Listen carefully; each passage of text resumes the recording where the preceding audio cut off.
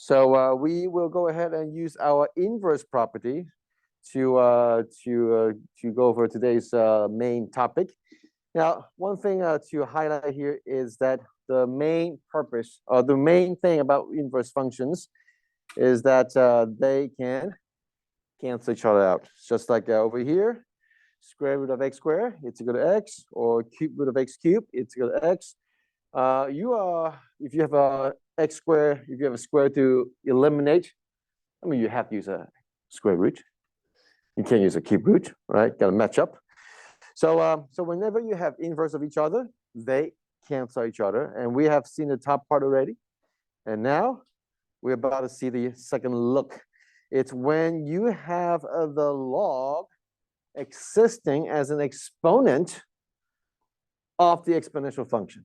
Okay, if the log is at the exponent position of the exponential function, then we can also cancel them out. Okay, so we'll see them today. All right, now let's go over something in part A. Okay, part A is fairly straightforward. It's pretty much the same thing that we have been doing. What's the answer for number 1?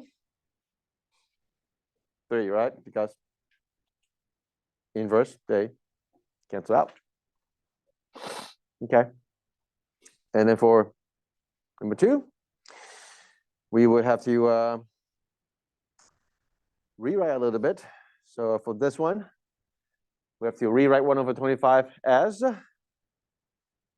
5 to the negative 2 power. So therefore the answer is negative 2. Okay. Number 3, slightly more challenging, just ever so slightly. So we have to change the 9 over 4 as 2 to the 3rd power of a 2 to the 3rd, no, I mean 2 over 3 to a certain power. What is the power? What's the exponent for 2 over 3? You know, to be 9 over 4. It has to be squared and it has to be flipped. So therefore, it's going to be a negative 2. So therefore, x equals to negative 2 because they cancel each other out. Okay. And then for number 4,